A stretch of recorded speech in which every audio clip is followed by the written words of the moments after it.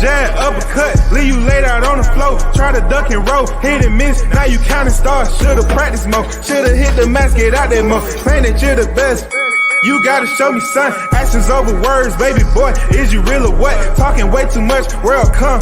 Back sports, talking way too much, world come. Back sports, talking way too much, world come. Back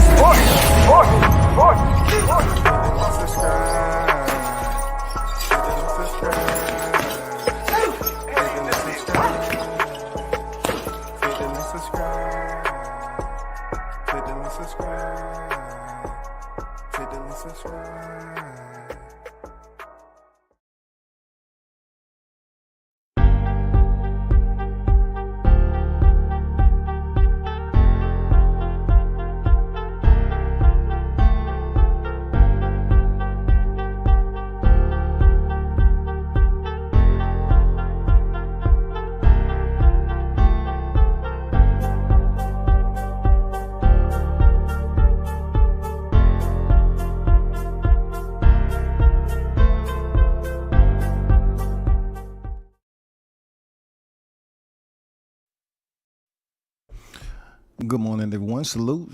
World Combat Sports back on deck at it. You already know the start of the week, President's Day, and everything else in between, man. Salute to all y'all. Big shout out to the supporters as always. You already know what it is. Thank you for your support. And let's recognize the first on deck, Andrew Charles in the building. You already know, Andrew, what it is. Salute to you, my brother. Thanks for pulling up first in the building. Mr. Gumbo, a.k.a. Hot Grease, on deck once again in the building. Mr. Sucker Free himself. Salute WCS, my big bro. Salute to you, Gumbo. You already know what it is, man. Shout out to you. Be safe out there in them streets, man. You already know. For those of you that's coming in the building, man, hit the like button as always. Show some love. At this point in time, I don't know what else to tell you. Like, hey, man, you should know how to hit the like button. It's simple as that. It's simple as that. It's been a lot going on, of course. A lot of communications from people I don't even freaking know. You know, it's the CreHATERS. You know what I'm saying? The CreHATERS needs to be addressed. The CreHATERS. Listen, let me give you the sequence of events, because some of you all believe that it's okay just to sit down in front of the microphone and you're going to be here in place every single time that something comes up like Roy Jones Jr. interview, right? Let me give you a little helpful hint on the timeline of how that shit happened. Like I told you all, I've been had his number, and we communicated periodically, you know. I mean, this ain't the first time I interviewed Roy. I interviewed him already with his fighters. I talked to him. I have an interview that another interview that posted. It was a phone interview. It's hard to get Roy to do an interview in person online, but peep this out. People was telling me about the audio. Listen, this is somebody who does a live. Try to every day, at least tries to. But when I hit him up, he gets back with you, and you don't know exactly when he's getting back because he has a whole lot of stuff going on. So when I reached out to him and everything, he didn't respond, right? Because I already knew he had stuff going on. He didn't respond, so I didn't know. I'm going about my everyday. But when he called, I wasn't here. I wasn't in my home location, so I had to improvise and record the audio the best way I could. It wasn't the best audio because I wasn't at home. And he called me. He say, "You got time? An interview? I mean, you want to do this interview?" The one thing with Roy, you take the first time he give it to you, you take it, because if you don't take it right there, then it's no telling when the next time that he's gonna call you back. Because if he's on his free time, that's his free time. He's gonna say, "Hey, I call you." He pretty much wants you to make time and make it happen right there. You know, I'm just saying. Sometimes, you know, you might not get that second chance. So I had to, freaking pull over and record this shit the best way I knew how. I know some of the audio is distorted, but some of you all has been living just as long as I have, and you can interpret what he was saying. I mean, adults on here acting like it's supposed to be absolutely crystal clear, perfect, and all that. No, when you out and about, and you don't know when somebody's hit you up and they hit you out the blue, such as RJJ, you take the moment, especially when he ain't responded. Like, he breaks his silence. He hasn't said anything up to that point. You know what I'm saying? So, yeah, definitely I was going to get the drop. Definitely I was going to pull over and try to make it happen. Of course. No doubt about it. You would get over the audio. You would get over that. You know what I'm saying? You would get over that. I'm not worried about any of that. You would get over it. But besides that, man, truth be told, man, I hope. Well, I don't even think it's going to be a hope.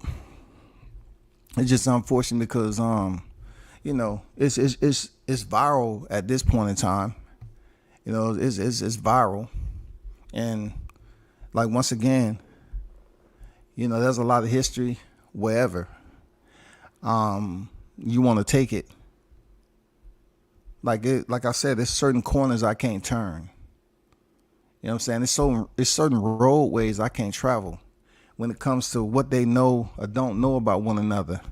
I only know a piece of certain areas, certain times, certain media coverage that I was able to be a part of. I don't know all that other deeply rooted shit that's going on that has, a whole different temperature attached to it. I can't answer that. So stop asking me. Stop asking me. I'm not going to look. One thing I know about people this day and time, they love calling you up with a third party on the line. They love trying to call you up with somebody else on the line. And they don't tell you got a third party on the line. That's just the sneaky shit that goes on today.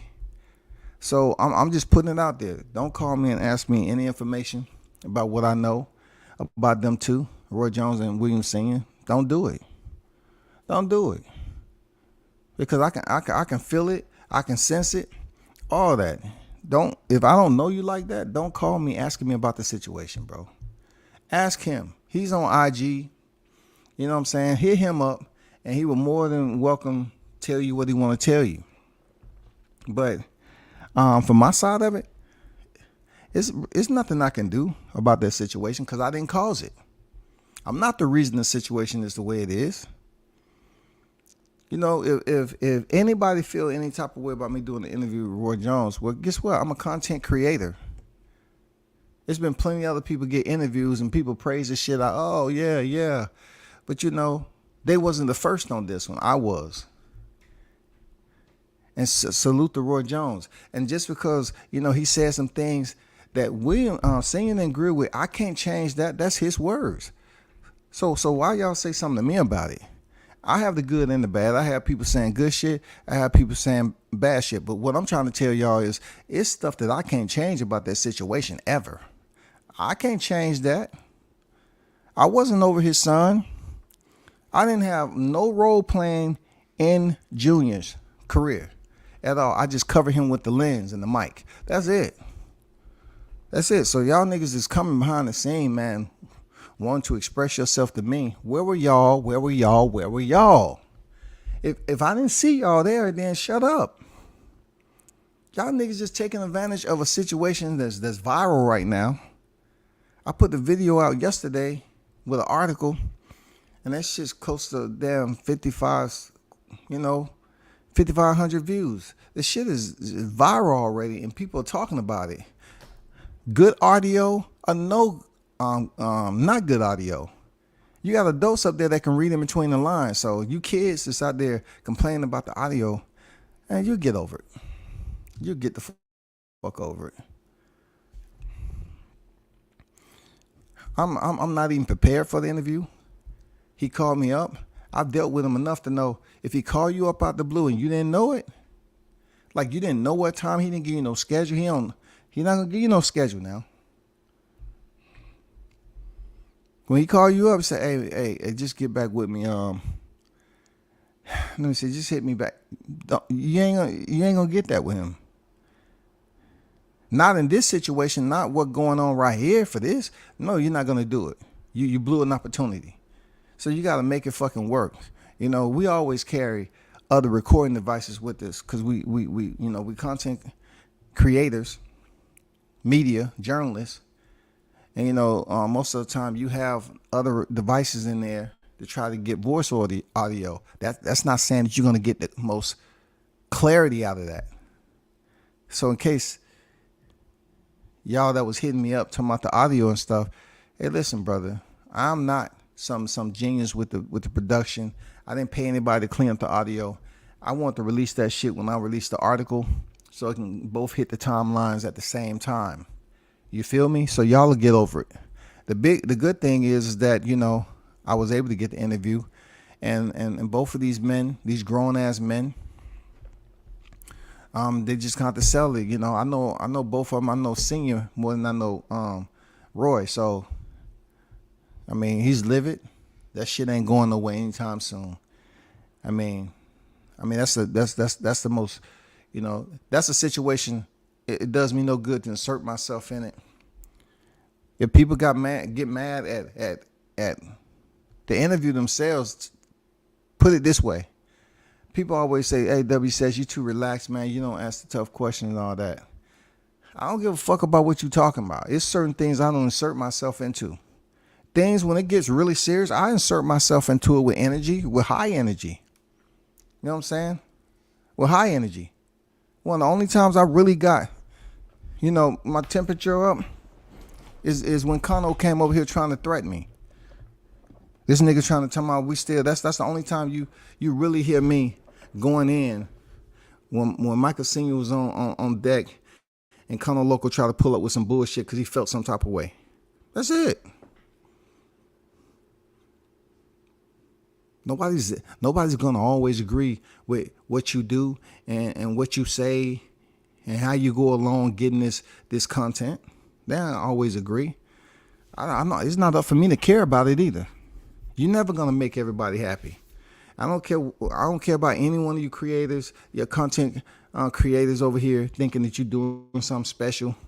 It don't make a difference. You do you. I'm not mad at what you're doing, especially when it comes to Williams.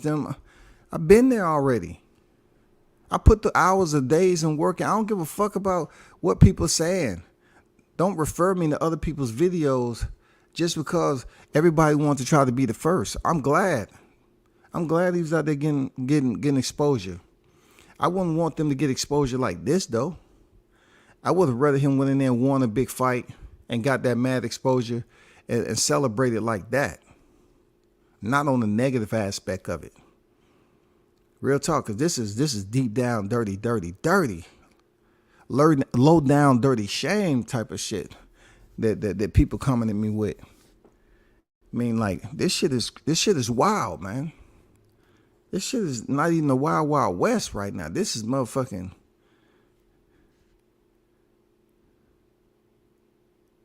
air combat, man.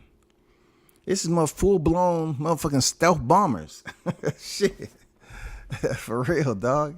But appreciate that civilized K9, man. Salute to you on deck. He's saying you asked the right questions as well, fam. I appreciate you, man. I really didn't, like I was trying to see if goddamn I was in a good place so I wouldn't get ran the fuck over, shit. But yeah, I appreciate that, man.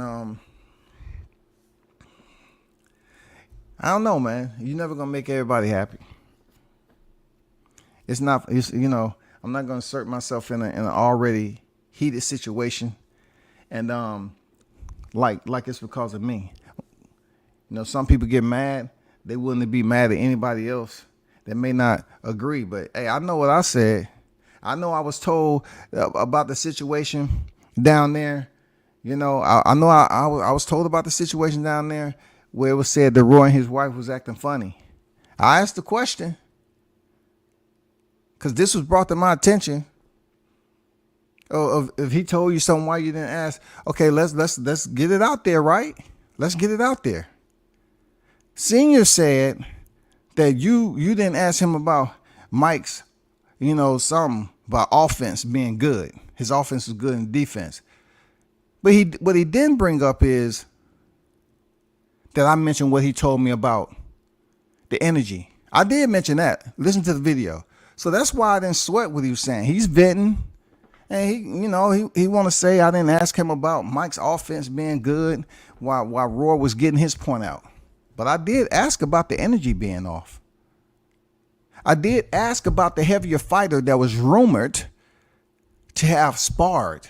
I did ask about that, right? Let's get this straight. All of you that was hitting me up saying all this shit, there's probably Team Williams and want to come at me. Listen, I understand where you're at right now.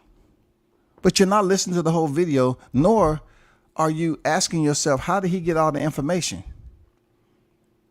The heavyweight sparring Mike, a week out, a lie. You know what I'm saying? A lie. Andrew's not a freaking heavyweight, nor was he sparring all out. Okay, then I asked about the energy between him and his wife, and Roy responded because he was facing a 4-division world champion. Yes, he put it out there. So I did listen.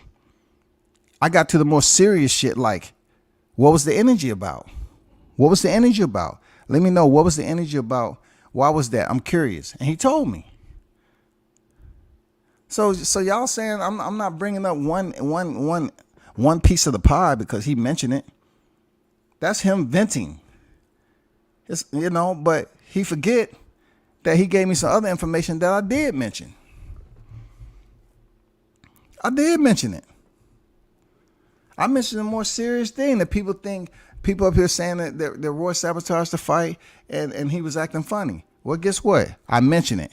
What's up with the energy? He said, you and your wife was acting funny. He said, you want to know what the energy was different? You want to know what the energy is different? You want to know? I said, yeah. It's because he's going in there with Adrian Broner.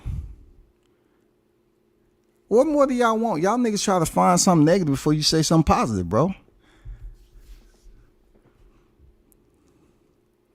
I'm not in between none of this. I had absolutely nothing to do with this shit. So continue to treat me like a little channel and act like you just listened to a video that the little channel got and take it from there. Don't put me in between this. I'm talking about for all y'all that was hitting me up. Don't put me in between. All the negative shit you got to say about singing, tell him that. All the negative shit you got to say about Roy, tell them that. It's nothing I can say to that. I'm not going to forward these motherfuckers, both of these guys, just to stir up shit with other people. This is a battle that cannot be fought for everybody that has a negative comment to say something. And they got some negative comments now. They got some negative comments. I ain't gonna lie. It's some negative shit going on out here, bro.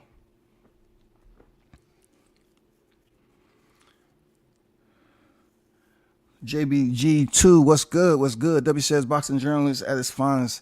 Thank you, brother. Thank you, brother.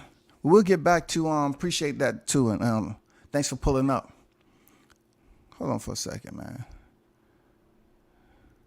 Y'all have no idea how many people has got a hold of this situation. And it's funny how you don't get this much traction about anything else, but dang, just one moment, people, it just goes viral, and people like they hitting you up like people you ain't never. And some of the accounts are real and some are fake. I know that. Let me see. Okay, let me address what somebody just sent me, right? Since I'm on it. Okay, so I had this guy that's busy responding to posts that are around from the YouTube video that I put out, right? The interview. So people up here saying, oh, it's no way sparring, the week of. Let me explain to you. Let me help you understand certain things. First of all, let me clarify again, I'm not part of no team. But I've been around a lot of areas and gyms, I'm just giving my opinion, right? Hold on for a second.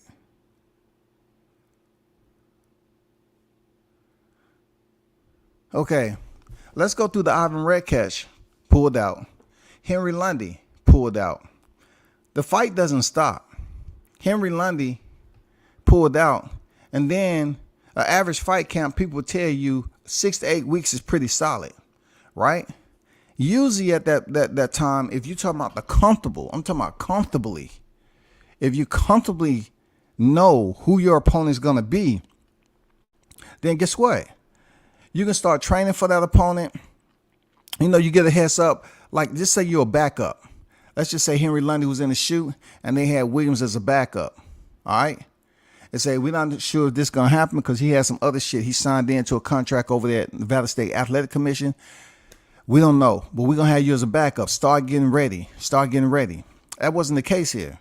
Henry Lundy was set. Lundy was in great shape. You can tell his interviews that he was on. Dude was in great shape.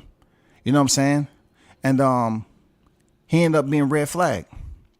So out of nowhere, Williams Jr. comes into the picture. He is the third selection of the BLK Prime main event with Adrian Broner. At this time, we have to bring into argument. We have to bring this into evidence. It was a short period, a window. You take away fight week. You take away the fight week. Let's just say he had 4 weeks to get ready. One of those weeks was fight week. Extract that. 1 subtract 3. 1 subtract 4 is 3, right? So you have 3 weeks remaining. Not even a full 3 weeks. So you go into training and you and according to what weight you at, because it's a last minute call up, boom, you go in there and start getting where you're supposed to go, right? No telling. I don't know. I'm not gonna guess what weight any one of these fighters were. So you start getting in shape. You got 3 weeks. About 2.5 to be honest. Because all y'all up here complaining, oh, no one can, no one trains a week out for the fight. Okay. So we started off with 4, subtract 1, that's 3. Then subtract another week, 2 weeks. 2 fucking weeks. But in this case, we're going to give 2 weeks and a half. So you take the fighter, you put him in training camp for Adrian Broner. I don't know what y'all niggas thinking about. I don't know why y'all discount the fact that Adrian Broner wasn't a dangerous fighter. He knocked Sean Porter down when y'all say he wasn't letting his hands go, shawty. What are you talking about? He knocked Sean Porter down in his 12th round, and he ain't dangerous? Did you see how Adrian Broner came in to Marcus Maidana fight out of shape? Blasted in the early rounds and still fought to the motherfucking bell. Look, he fought a fighter that didn't and wasn't partying during the training camp and took everything serious. And this man still fought to the final bell of a 12-round fight. Man, get the fuck out of here, dog. What are we talking about? You trying to tell me this man ain't dangerous? You trying to explain to me that he isn't dangerous, dog? The man's never been fucking stopped. Marcos Maidana couldn't stop Adrian Broner. He caught him at his worst. The man came in out of shape. He couldn't stop him. And he was landing bombers. You know the type of bombs that you always hit the replay button on and you say, look at this fight right here with AB. Everybody love looking at that fight. What WCS tell you? I say, I like looking at the fight for a different reason. Because that man came in there absent of a thorough training camp. Getting his ass beat in the first half. Told his corner, I got it. And still boxed and boxed out of adversity with the fighter who wasn't partying and touring and drinking and shit, before the fight. They took everything serious and they still couldn't stop Adrian. So back to what I was saying. So you trying to tell me just because he's been going what he's going through, and look, we supposed to be boxing astutes, right? So let's go to the educational part of it. What do they always tell you all about the last thing to leave a fighter? Power, right? Power. Power. The last thing to go. They always say this is the last thing to go. This is the last thing to go. This is the last thing to go. We hear this shit all the time. It's the last thing to go, right? Oh, except for Adrian Broner. So once again, we down to 2.5 weeks to prepare for a 10-round fight with a 4-division champion. 2.5 weeks.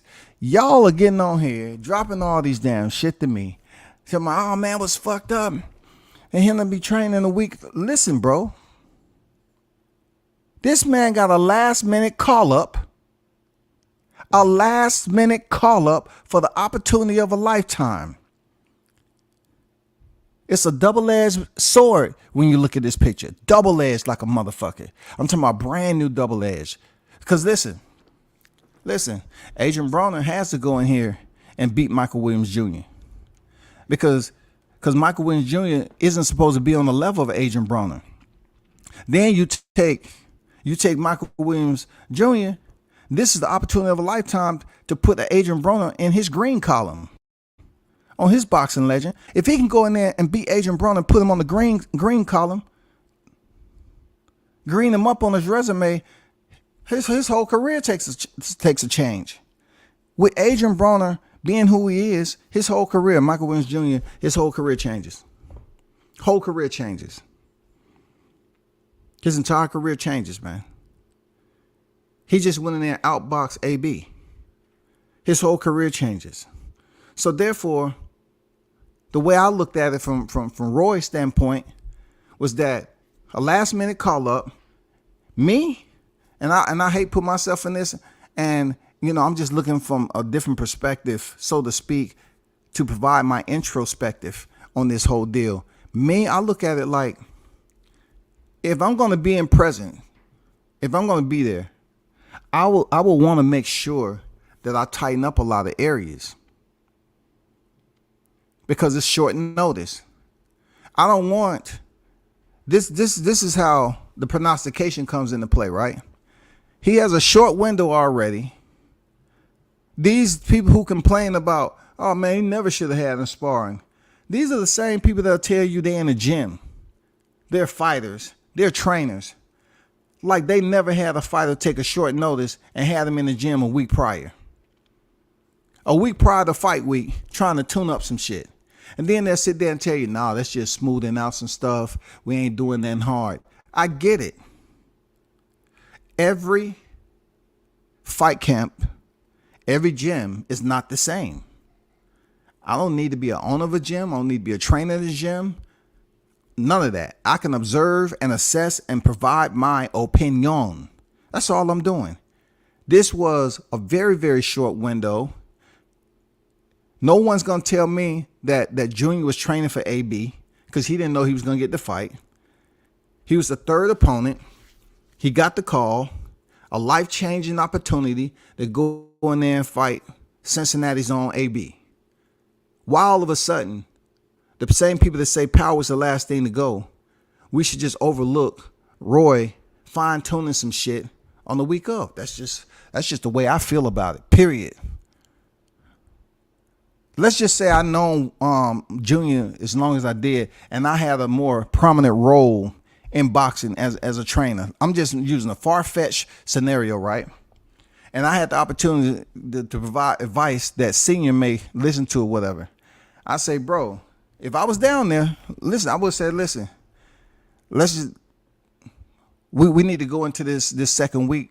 This week before sparring, just to see some other things, just to tighten up some other things, man, because we definitely want the best in this short window, the best Williams Jr. we can get. That's all I'm saying. And the fact that he's in there with 135er who I talked to last night, I actually spoke to the guy who sparred him, and he said he was weighing about 148, 149. You know what I'm saying?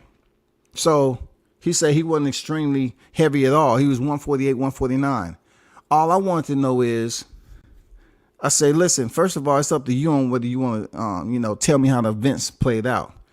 The brother was pretty straight to the point and just kept it as fundamentally as possible. He said me and Junior was working on what we supposed to work on in sparring. Now, when you go in there and work on stuff, you're not pulling your shots. You're going in there working on. I was working on some things. He was working on some things. And just in the last part of it, I landed the right hand off a combination. I landed the right hand. That's it. He didn't go into, nothing about Junior was this, that, and the other. He didn't criticize him. He kept it respectful. He didn't do none of that shit. He said, me and him was in there, and we did 3 rounds or something like that, and we was working on what we were supposed to work on. I got a fight coming up. He had a fight coming up. That's what he said. I have a fight coming up. He has a fight coming up. So this is not the first time me and Junior have sparred. We have sparred several times. Several times. There was no injuries, no nothing. Several times. He said on that night in question, I just landed a combination, and then, you know, the fight stopped. And the rest is what it is on you know, out here on social media. That's out of his mouth, man. That's his words. He didn't say he was stunting on him. He didn't say Mike looked bad. His defense was poor. He didn't say none of that. He said me and him was working on shit. We were sparring. Yes, I fight at 135 pounds, but that day I was around 148, 149, and that's what it was. I landed a punch.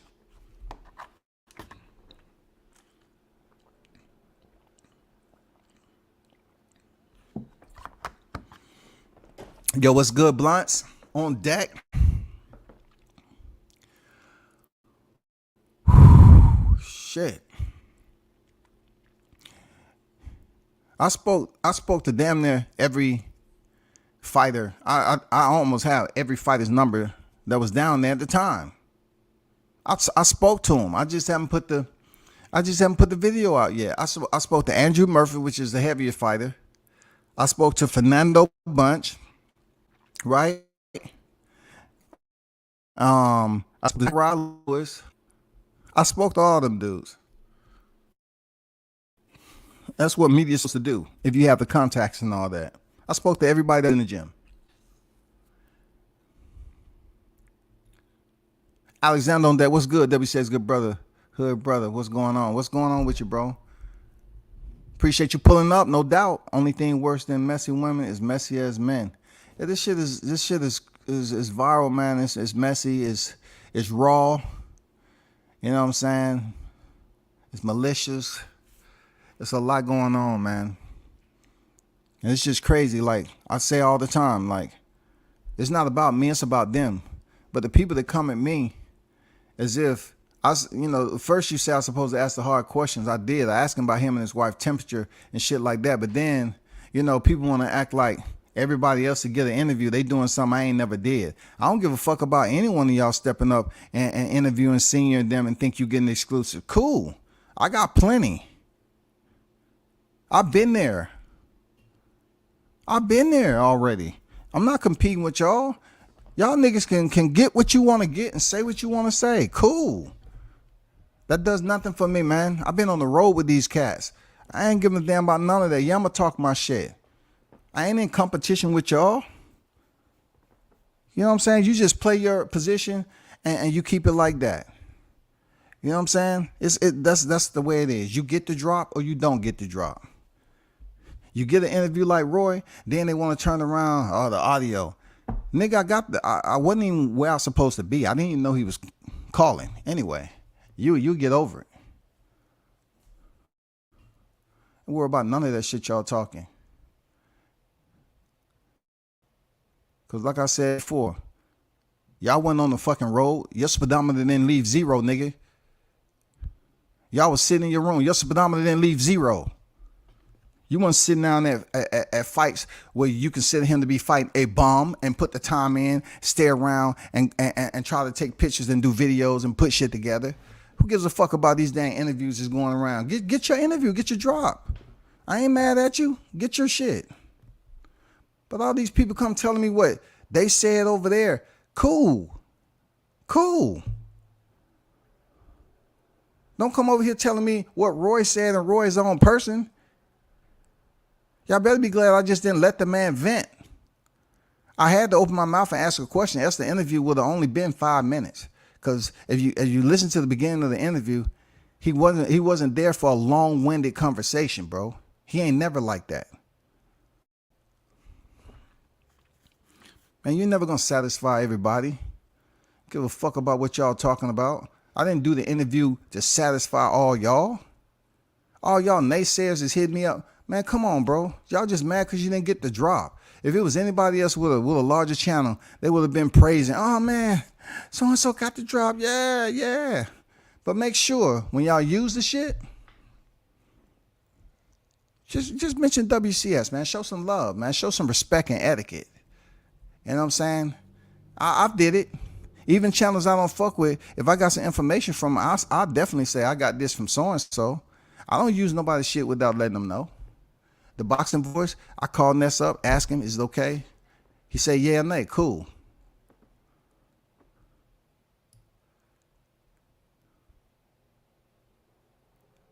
Haynes Legacy, what's good? On deck with it, salute.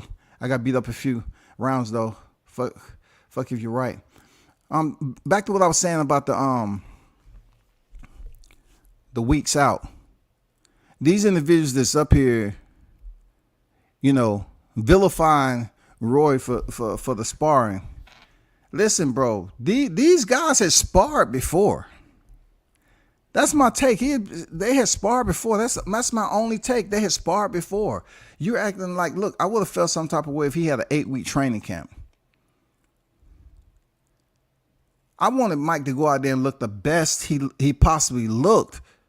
That's where my heart is at. I want him to go out there and look the best he can possibly look, because y'all wasn't at MSG. I was looking. I had, besides his people that was on the ring apron, they wasn't closer than I was anybody else with the lens. I'm looking at the fight through the lens. I can see punches from the lens. My lens zoom in to the ring. I was looking at that shit. So when you say WCS is commenting on certain shit, I want to see Mike go ahead and shine like a motherfucking diamond, because I was up in the room after his fight and his parents consoling him and his relatives. Y'all niggas wasn't, so I can give a fuck how many of y'all niggas doing interviews. Y'all wasn't up there after the fight up top when Mike was feeling the embarrassment and feeling some type of way. He's a young man. He was on national TV. He didn't look good against Bowser. But his family was there consoling him. Y'all wasn't there. That's where I'm looking at it with the week before. I would have like, cool, let's get some sparring in. This is last minute. I want to see if I see. If Roy was up here trying to get that man and say, hey, you ain't ready. This is just another thing that people just totally overlook, right? They'll say some shit like, well, Roy was trying to pull him out the fight because he didn't think he looked good. Listen to me. Okay, you have the bag. No doubt about it. You have the bag. You have the purse. This is where the contradiction comes in. A lot of freaking content creators, right? They'll be on here looking at another fight and saying they're looking out for the best interests of the fighter. Oh, that was fucked up. They should have stopped the fight. They busy up here looking at David Morrell beat the fuck up out of his opponent, and that dude ended up in a coma, right? But unlike, anything, WCS loves bringing up comparisons, right? So they negate the fact of Pritchard Cologne on he was being hit in the back of the head, and the commentators thought he was faking it. They talking about, oh man, he gets an Emmy for this, and the guy said, no, this is an Oscar, and all this. Come to find out, he's a vegetable. He's never been the same. So listen now. So you make it all about the fucking money. You say, I'm talking about y'all content creators, right? And y'all haters that's dropping all this comment. You make it all about the money, right? You say Roy fucked up the bag and all this shit, right? But isn't it his job to make sure someone is good to go? Fuck the purse. We talking about LIFE. LIFE. Life. If he goes in there and he gets connected on in sparring by a 35er, and he goes in there and he goes in there, he gets connected on by 35er, last of the sparring says those last 10 seconds he didn't get hurt. He didn't get hurt, right? So Junior goes in there with AB, 4-weight world champion. Yeah, I'm gonna put it out there because it ain't going nowhere. It's legit. 4-weight world champion. And AB lands a shot. AB, truth be told, he has that power. So if AB lands a shot and Junior gets injured, then who the blame is going to be on then? It's going to go right back to Roy. You know why it's going to go to Roy? Because he's the one that allowed him to go in there and fight. See, y'all have to understand, Roy was getting a lot of flack from Michael Williams Jr. for the MSG situation. I don't put all the comments that people hit me on the DM about that shit because I was there at the fight. So of course they're hitting me up and they're talking about your boy, your boy, your boy. That's not my boy. First of all, that's somebody's son, and his dad is a trainer. So I'm not sure why y'all ain't hitting them up. And like I always mention on here, you had Kano and a lot of other people up here laughing at the shit. Laughing. That's how people was treating that fight. So if you take all the rhetoric that was being placed from the MSG situation and you bring it to full circle with him stepping in there, not with John Bowser, but him stepping in there with AB. My take on it. Yeah, I'm gonna be in there the week prior.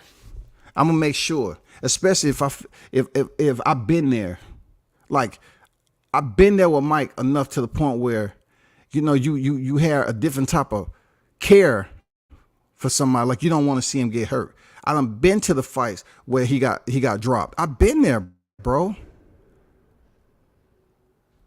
You know what I'm saying? You look at somebody like you would a family member, like you give a fuck about it. You dare. You're like, get up, get up. I seen him get up from damn knockdowns, man. You know what I'm saying? And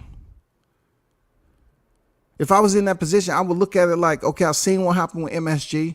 I seen how the aftermath was. Now we going this place. That's what WCS is with it. That's where I'm at with it. That's why I disagree with this week prior shit. Like I told you before I even put any of this out, I said, if you wanna ask, if you got questions, ask me. I'm not training him. None of that shit. So I can tell you because I've been there. I was up in the room after that. I felt bad, dog. Yeah, I would have been in there on the week prior to fight week. Hell yeah. Last minute notice? Absolutely. Absolutely. No ifs, ands, or buts about it. Absolutely. It wasn't up to me to have this conversation with Roy, because then y'all would have said I was taking sides. This is my opinion about if I was in a certain position with Junior. I don't care what anybody else thinks. It's always going to be different opinion, but I've seen him from fights and fights and fights and fights. This is one of his toughest fights ever in his career. I've been to the regional cards. I've seen the shit. I've seen him fight through adversity. But I never trained him. They did. Roy did. His pops did. Kevin did. Not me. So my shit is always from the outside looking in, observing, and that's where it's at. But when you be around a fighter for that many hours, that many days, that many fights, you develop a sense of intimate closeness where you saying, damn, I'm rooting for you to, you know, get up. I'm rooting for you to win. This situation ain't no different. I'm rooting for you to look the best you possibly can look. So when it comes to damn sparring a week out, yeah, you in the ring. Absolutely. Absolutely. Because Junior, I have to make sure this last minute notice, you good to go and you understand who you in there with. That's it. He ain't never sparred AB. He ain't never sparred AB. He ain't never been in there with nobody AB. Come on, we just can't denounce it because AB been through his shit. AB, man, come on, dog. AB's been on elite status with Manny fucking Pacquiao, dog. Manny couldn't even fuck AB up and stop him. 8 divisions, 8 divisions, dog. Adrian Broner have half of what Manny Pacquiao have, and y'all niggas up here acting like no consideration should be taken. He shouldn't be sparring the week. Are y'all niggas crazy?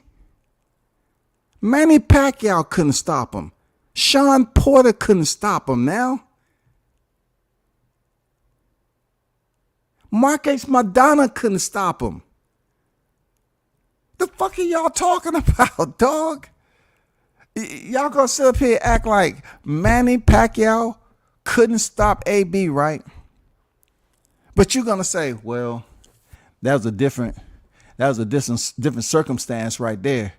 No, that was a time where y'all saying he didn't let his hands go. That's why when he got on the mic post fight, he said, "You know, I beat that boy," and y'all was born him, right? You ain't gonna play that shit with me. Manny Pacquiao has 8 divisions. Adrian Broner has half of that, and he shouldn't be sparring the week of on a short notice. Man, y'all full of shit. Fuck that. If y'all can't see it and accept my opinion for what it is, okay, cool. That's the way I see it.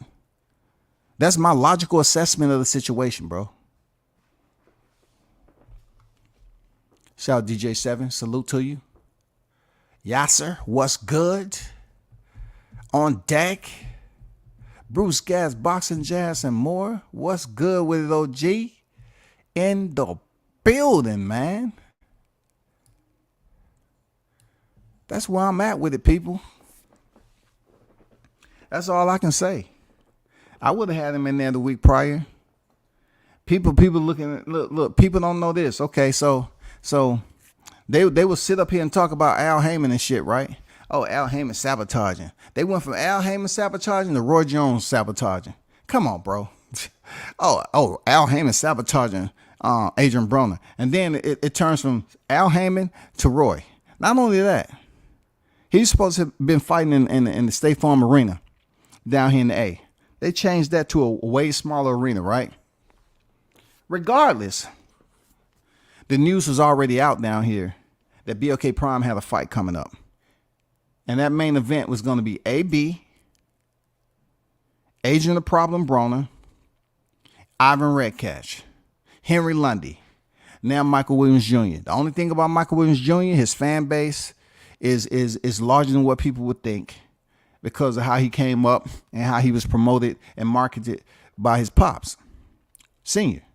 So he has a larger fan base that could have came down from North Carolina, New York, South Carolina, whoever. All right. So they didn't want Williams, who only has one fight in between that MSG fight, to go in here and not perform up to a main event status with a dangerous opposition to AB. No. Hell no. I wouldn't do that with my son. Hell fucking no. No. They'll sit up here and tell you about Patrick Day, but they just talk about him in past time. Well, you know, he had a tough fight. He shouldn't have been in there. They said Patrick shouldn't have been in there because he had a tougher fight, or something like a tough fight, and might have had residual damage. But the only person they can tag to Patrick Day was Charles Conwell. You know what I'm saying? Charles Conwell was doing what he was supposed to do. You can't hold him culpable of being malice in a sport that is considered the hurt business. Maxim Dadashev with Buddy McGirt. Buddy told him, Max, no, Max, I got to stop the fight, Max. No, Max. Max was steadily trying to go in there and get some more. He was getting beat up. The man them going into a coma and dying. But y'all want to just sacrifice the fuck out of damn Junior? Just because he had a lifetime opportunity to go in there for a bad. Fuck that, dog. Fuck that. Y'all niggas come up here hitting me up with that bullshit, man. Trying to dog motherfuckers out. Man, please, you have no idea. Y'all niggas ain't sat down for no fights continuously. You ain't seen the man go through adversity. You wasn't there at MSG. You don't know the fucking aftermath. You don't know none of that shit. I do. You don't know none of it. You ain't had no moment where you seen, that whole situation play out. So I'm looking at this shit a whole different, man. I'm looking at it from WCS perspective. That's where I'm at.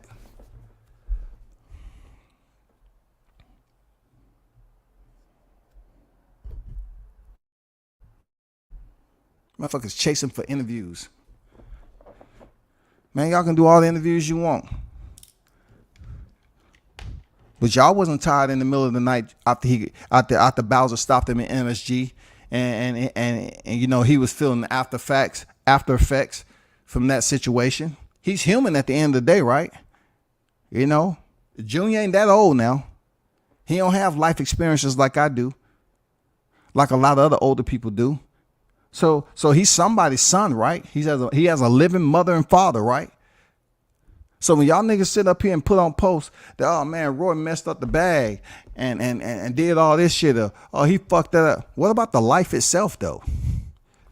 What if Junior don't make it out this fight? What if Broner lands a freaking one of those power shots on Junior and he don't get up? Because arguably, y'all always saying, arguably, the power is the last thing to go. Or is that just gym talk? Arguably, the power is the last thing to go. I mean, I could have sworn that's what y'all say, right? The last thing to go is power. Last thing to go is power, right?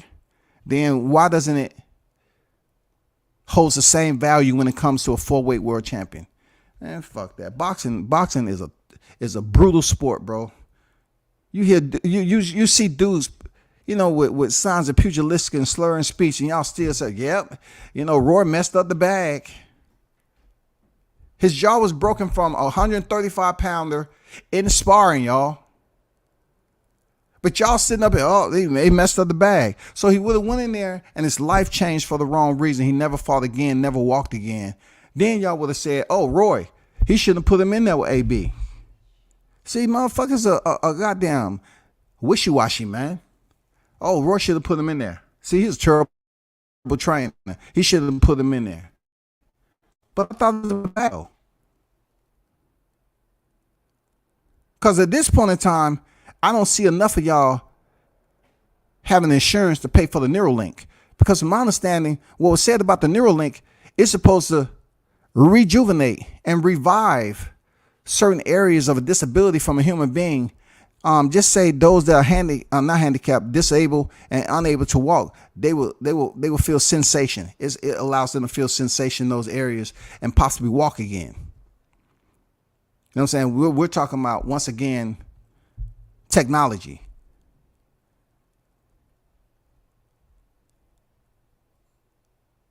A device that's able to allow you. We're not talking about that existing at this point in time.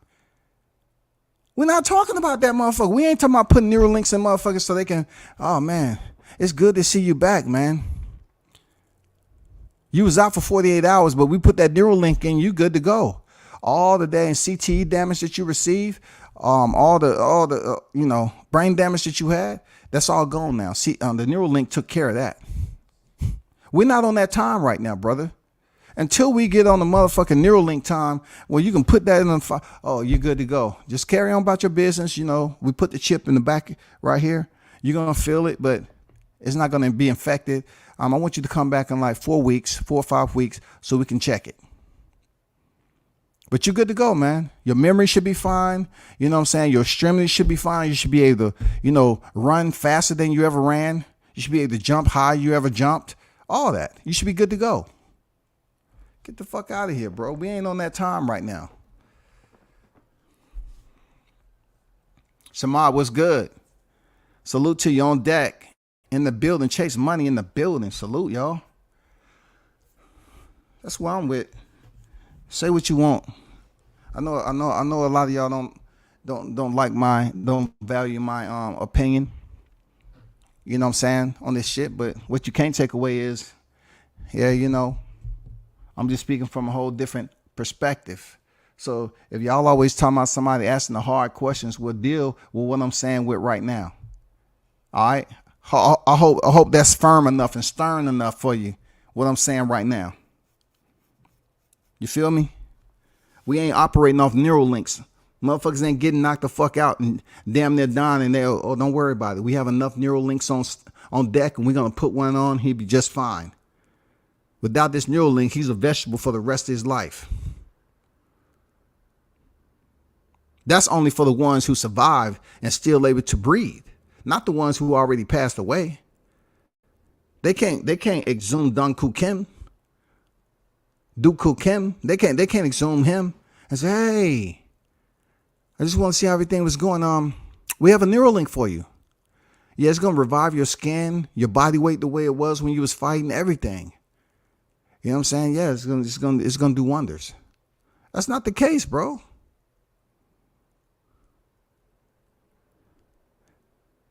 Do you hear stories about these fighters sleeping, being out on the streets and doing real bad? Why can't these fighters get a job? Because they fucked up from all the damage they took. But it's all about the motherfucking bag, huh? All right. Now I can see if the fighters are on elite status and we don't have these worries about them. But what I'm saying is, y'all are posting all this bullshit like y'all don't give a fuck either. Like y'all are just up here saying, yeah, get the bag. He shouldn't have been sparring a week before. But I'm like, he got a short call up. If it's 4 weeks, you extract one. You got 3 weeks, and then you if you want to say 2 weeks, you subtract another week, and you only got 2 full weeks to train for Adrian Broner. Short notice, bro. Short notice. Are y'all forgetting that? Short fucking notice. So why wouldn't Roy be down there having him spar on the week prior? He sat up there and said, well, if you're fighting on Saturday, the last sparring is that Friday before. That Friday or Saturday before. If your fight is on the Friday, the last sparring is on that Friday before. Don't take it up with me. Don't take it up with me, dog. I've seen fighters spar on the week prior.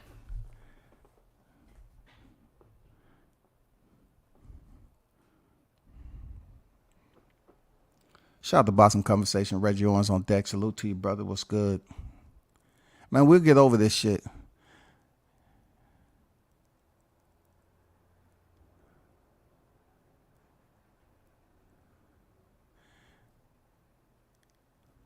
This person say, by your standpoint, regardless if Mike was the third or 100 replacement, where was Roy throughout the camp? And he just noticed Mike wasn't ready a week before the fight, and he jumped around the vibe question. Okay, so I look, that back and forth, man, I don't know. I'm not down there on a regular basis. So where that man's going, that grown ass man is going, that's where he's going. I don't know. I wasn't down there to know what his itinerary or manifestos look like. That's just not what WCS is doing right now. You know what I'm saying? But when he talking about, he just noticed Mike wasn't ready. How can you say you don't care if it was a third fight? This is shit that's coming in on my shit, man.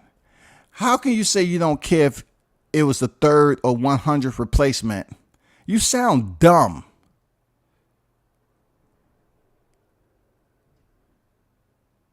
If it was a third replacement, we're not really talking about the replacement value.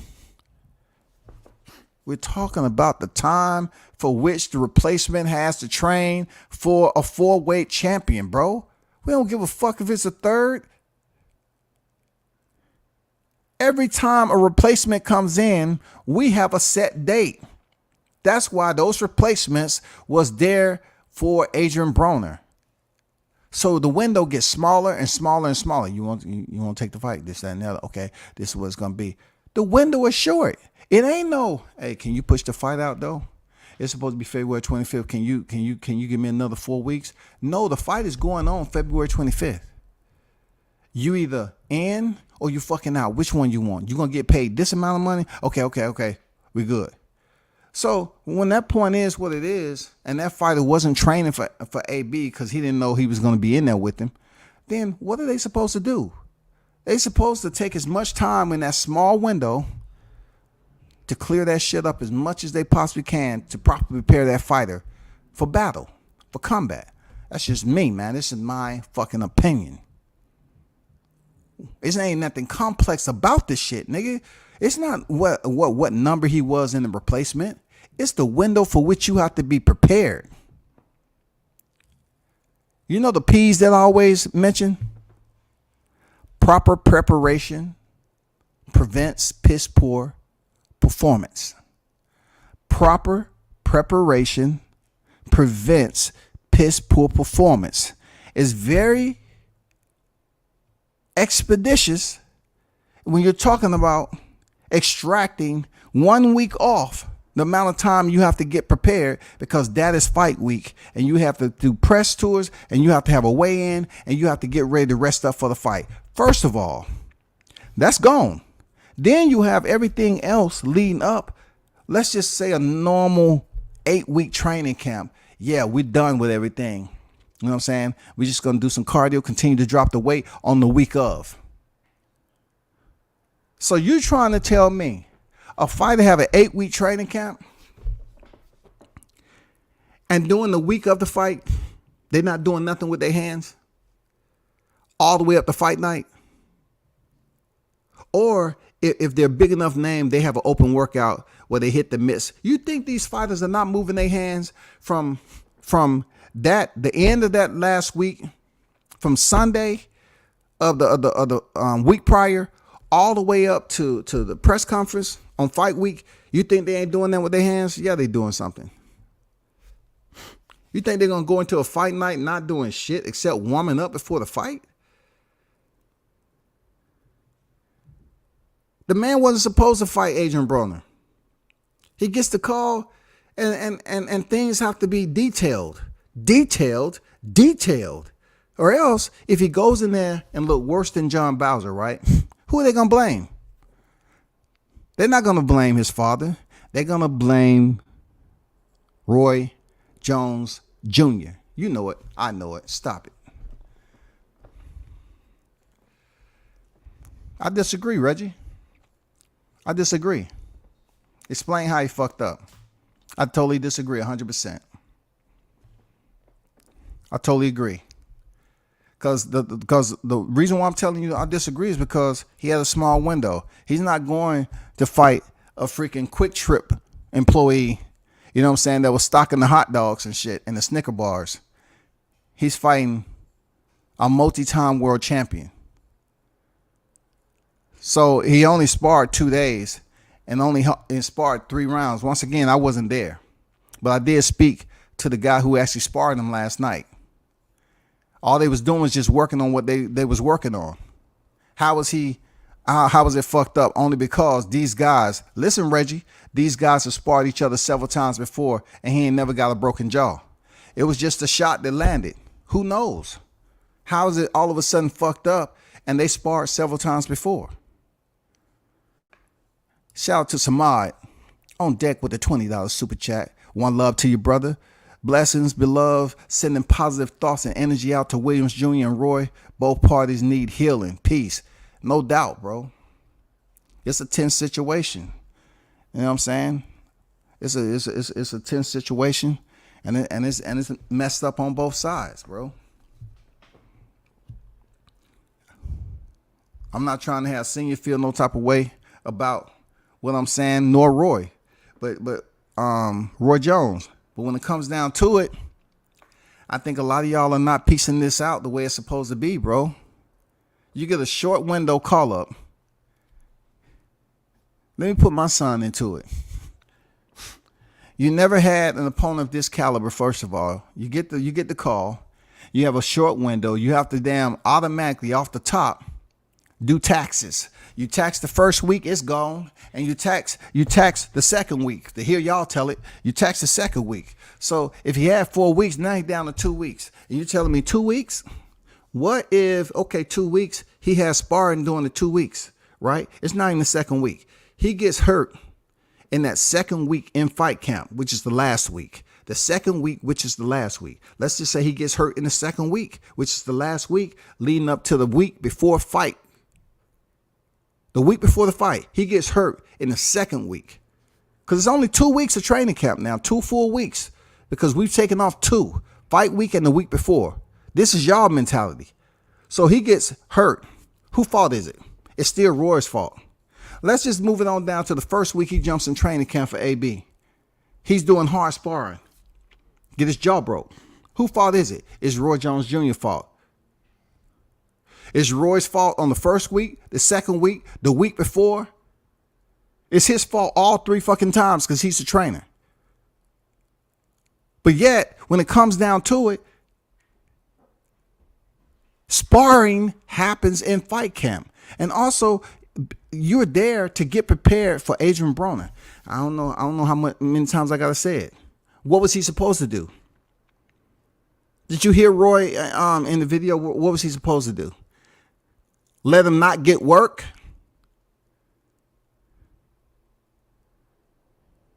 He got to get work.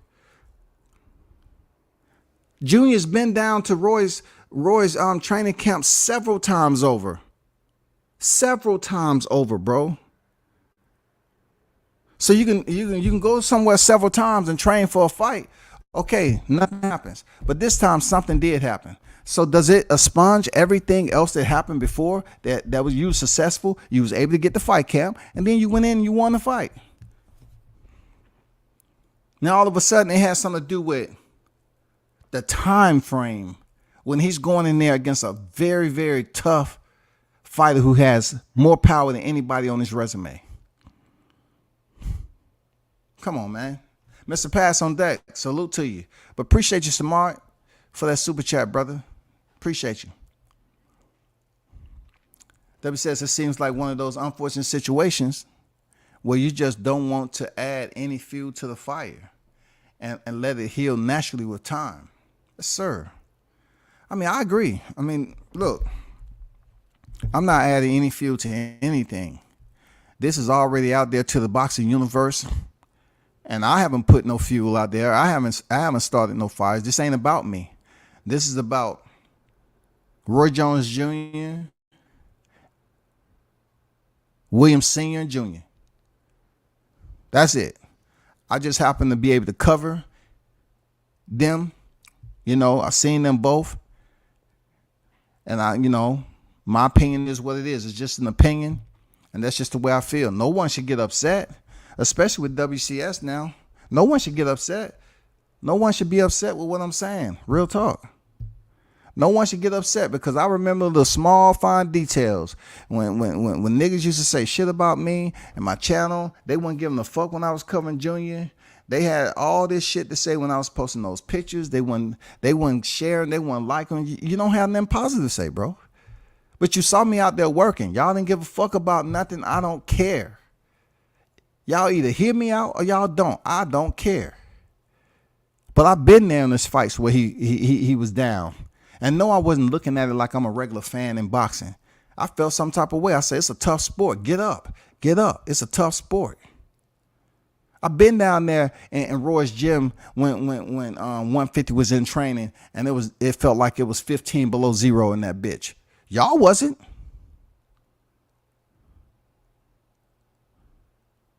Outside where it felt like we was in motherfucking Alaska on filming a National Geographic down there in Florida when they was out there doing damn strength and conditioning out there running on his property, going on a run. I ain't see y'all there. I'm just saying I ain't see y'all there. I didn't see y'all there, bro.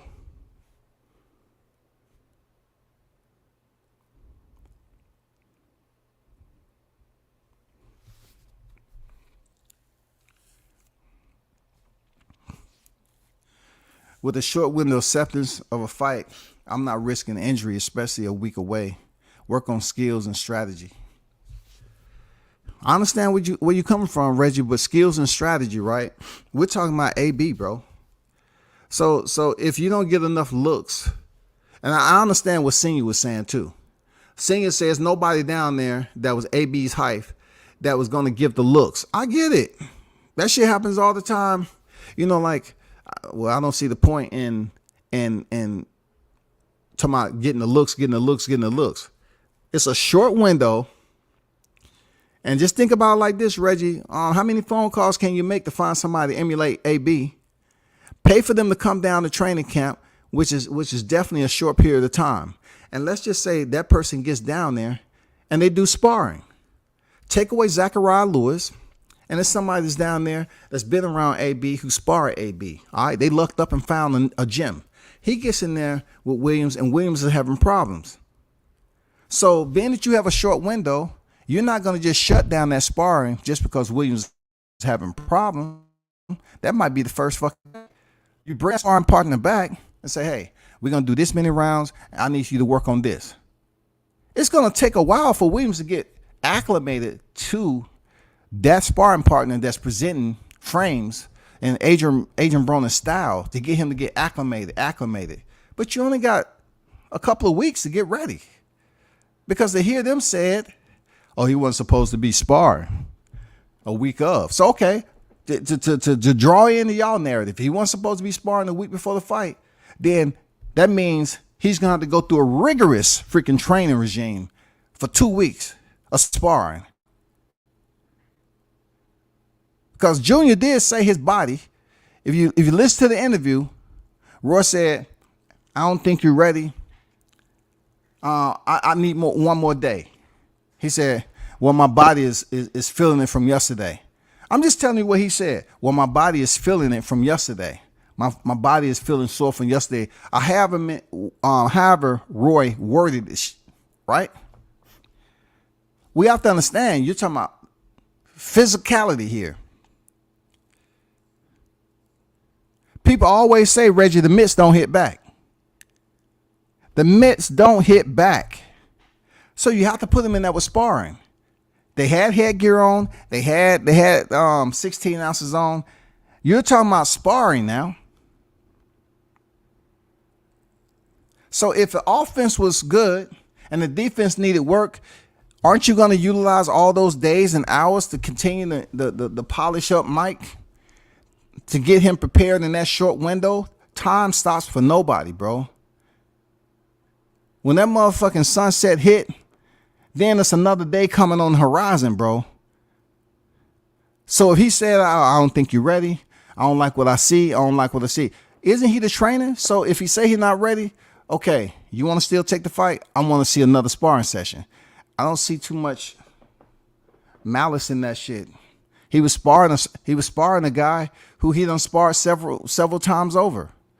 I just don't see it, bro. Like it's not like he's going in there with Jaron Ennis.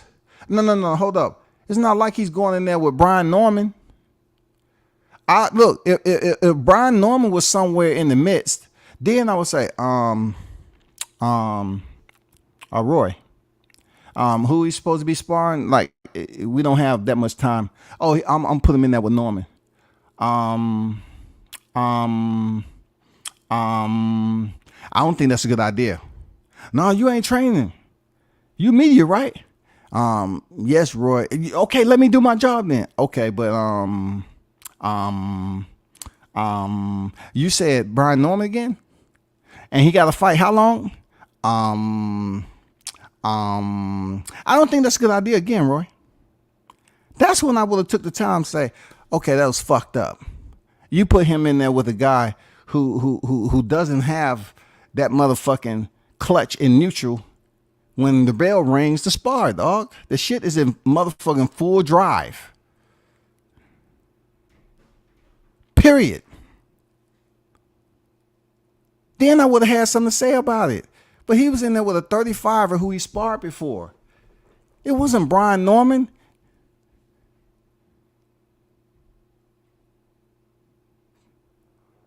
What y'all thinking, man? Come on, bro.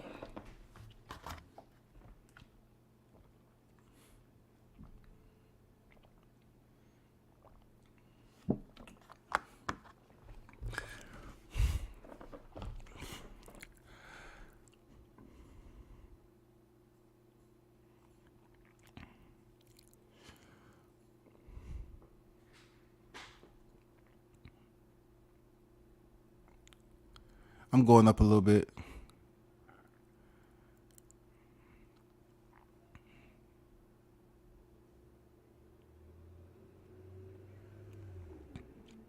Shout out to the chef on deck, man. He said, salute W chefs. Why did I not hear it was Derrick James' fault Charlo broke his hand? Hey, chef, man, come on, man, with those recipes, those spices and shit you bring to this shit, dog. Hey, because Derrick James has unified champions on his charge, and listen, I'm gonna put something else out there too. You know, Derrick ain't always on deck either. That's a fact. It's been said he ain't on deck every time for no fight camp for them.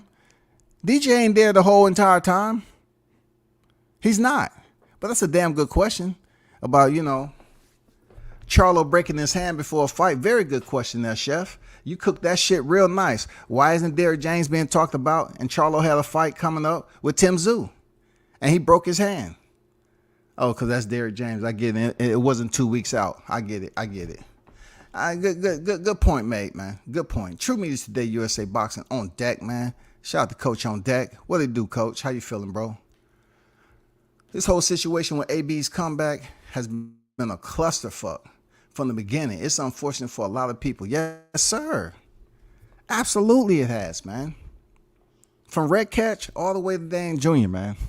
It's been crazy. But boxing is a crazy sport. You're right. It's been absolutely a clusterfuck, man.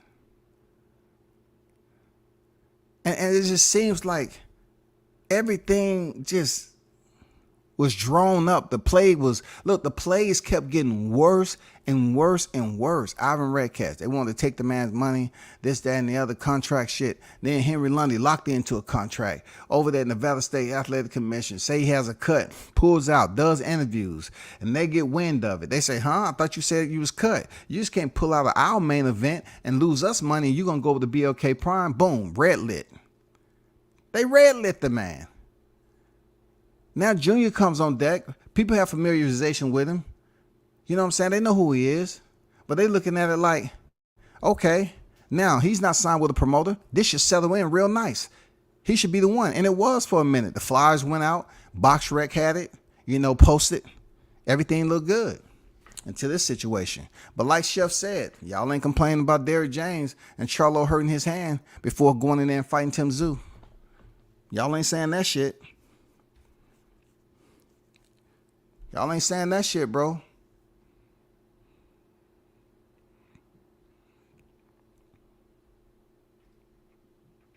The whole situation with AB's comeback. Okay, this past piece, bro. AC, yeah, bro, just Reggie said this is tearing AB's mental strength. 4 counts of fights, I believe. Well, the first one he pulled out with Omar Figueroa because he said he wasn't ready himself. The other 3 that just happened wasn't to know nothing of his. It was no culpability of his own. You feel me? I wouldn't do no sparring for a short camp if you could even call that a camp. To accept the fight means they were ready, already in shape, and wanted that money opportunity in the fight if AB is getting off. So you look at it this way, man. You dichotomize it the best way you know how. On one side, you're going to say, well, we don't want to jeopardize any type of physicality by putting him in there with a sparring partner that he can get injured. But like I said, Reggie, he had already been sparring with this guy several times before. I talked to him, right? It was just them working on, he was working on what he was working on. Junior was working on what he was working on. And then the other half, you say, well, you wouldn't do sparring. So what if he don't have any sparring? What if he's just doing technical fundamental mid-work drills and all this other stuff leading up to that? If he's not presented something to look at, that just goes against any type of ethics that boxing has when you're trying to prepare a fighter for a fight of this magnitude, bro. If he's not going to get any sparring in such a short fight camp, it's just like saying, "Damn, you leading the lamb to slaughter. You leading the lamb to slaughter, bro. It's over." And the reason why I say that, Reg, is that for one point in time, Anthony Yardy wasn't sparring nobody. This is a guy who was actually considered to be the next big deal on the elite level. He felt he didn't need sparring partners. And when he stepped up competition, we all seen how that played out. I mean, certain areas of your training that benefits having a sparring partner. I'm not sure how many days, how many minutes per round in that short window, but you have to put them in there with some sparring. That's just format, bro. I mean, that's just the way they do it in boxing. This is no different. You get sparring in. You know what I'm saying? You get sparring. You get that work, as they call it. That work. Now, the work could be either light work or hard work.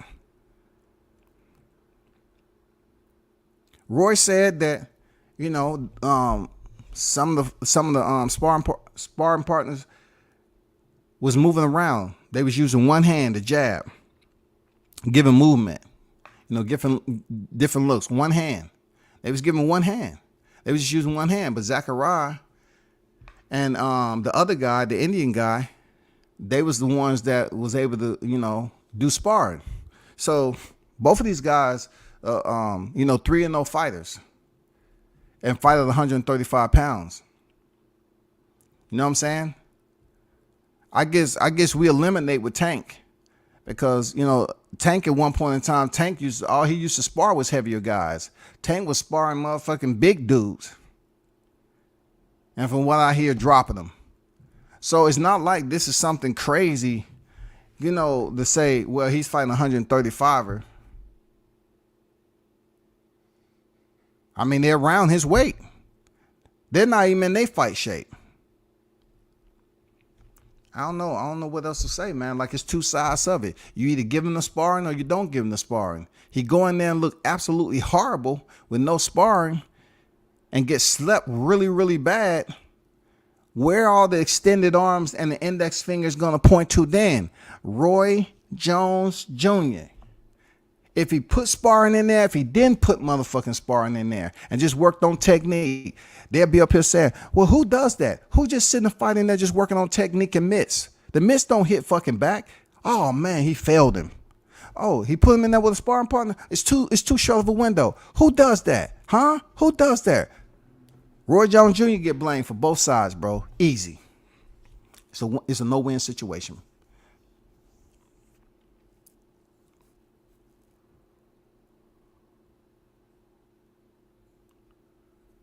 See, another thing, we don't know what type of shape. You know, you can be in shape weight-wise, but if you don't have a fight coming up, come on, bro. We've been around this long enough. You don't have a fight coming up. What type of fight shape are you in? What type of fight shape are you in, bro? Okay, yeah, I get you. Now that I agree with. So when it comes to Senior feeling the way he does about this situation, I get it. That in itself is one of the most important highlight frames that hasn't been mentioned. I totally agree with you on that, Reggie. Absolutely. Absolutely. Now, one thing that could have been done, Senior could have said, listen, Roy. We just want to go in there and have this opportunity to fight. Regardless of the way, he's just got to figure out in there. Okay, that's pretty much what he said to a point. But he wanted to go in there and get the opportunity for AB and also get the check too. But for your point, he could just say, hey, if it gets too bad, throw on the towel in, period. What is it going to hurt Williams? It's not going to hurt Williams. If he's in a bad way with Broner, absolutely.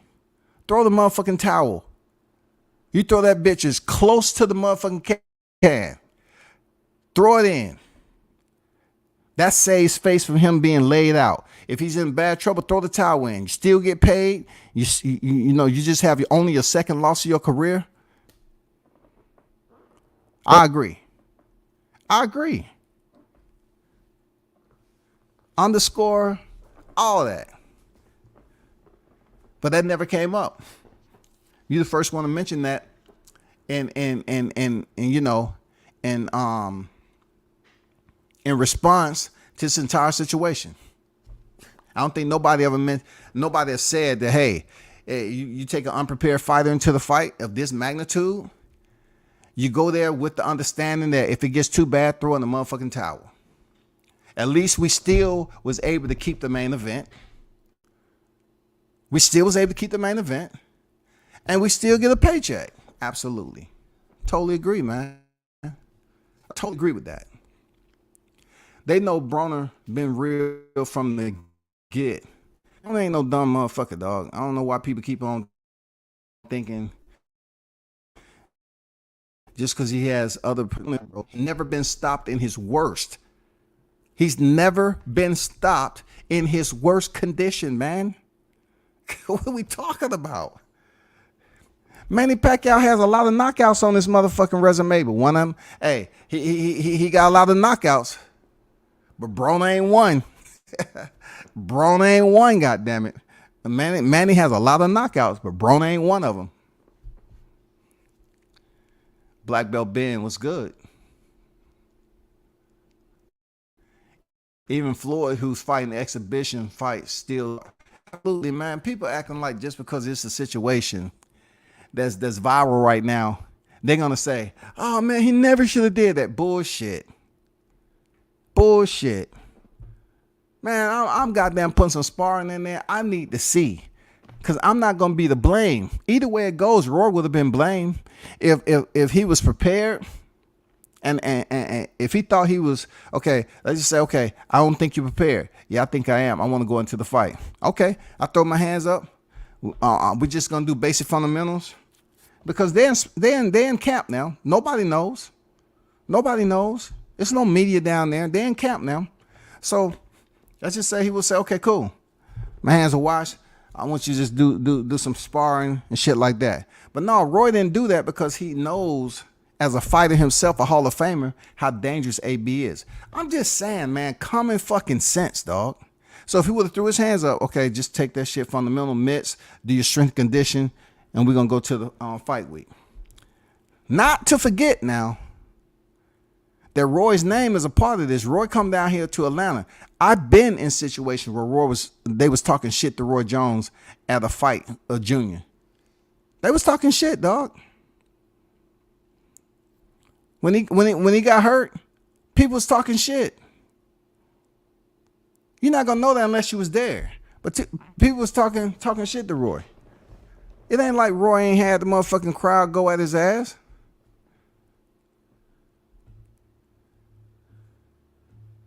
But he said, okay, we just gonna work on strength and condition, get your cardio, keep your cardio up, boom, we're going to the fight.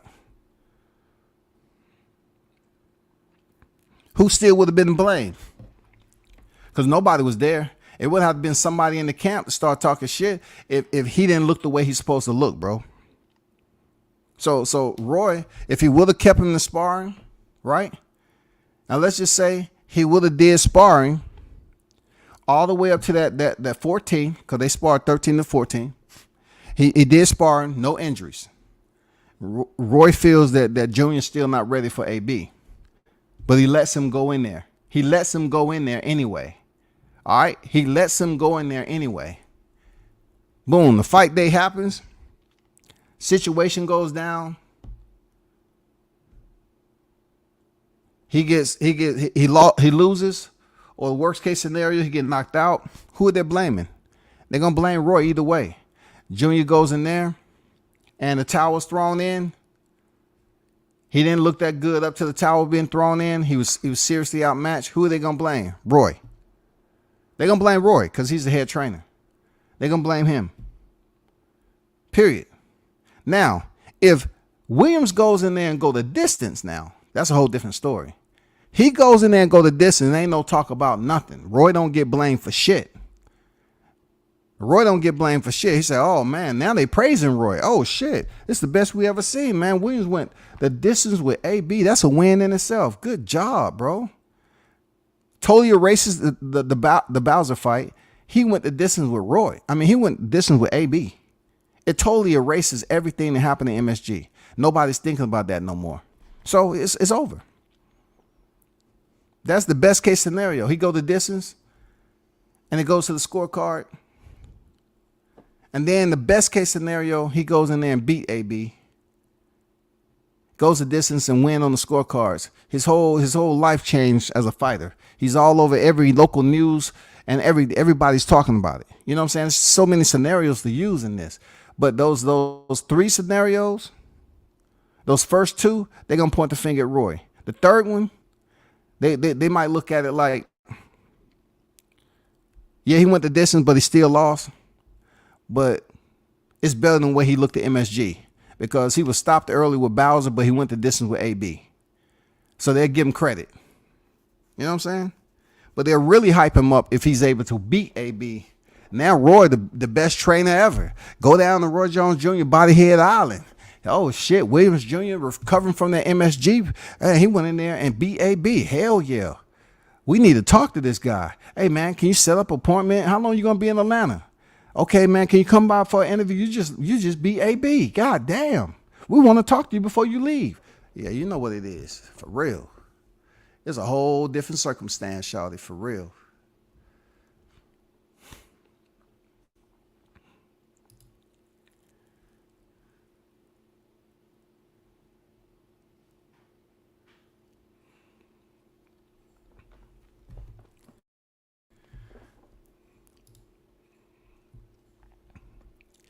I guess y'all heard that Deontay Wilder's left PBC, right?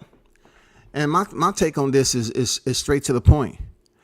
And it's not like the first time he left the promotion, man. He used to be a Golden Boy and went over to PBC.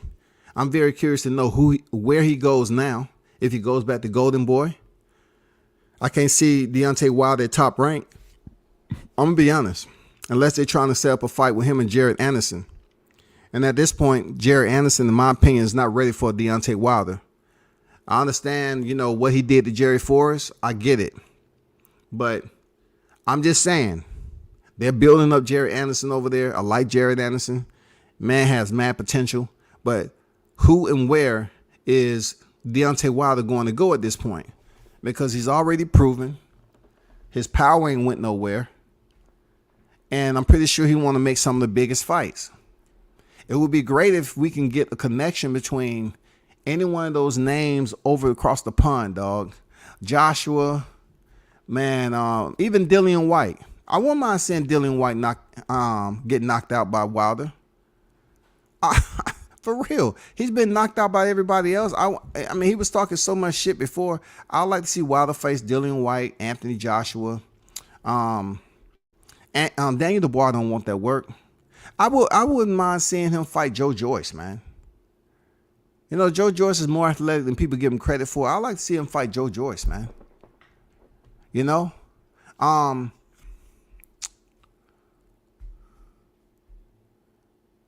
Who else?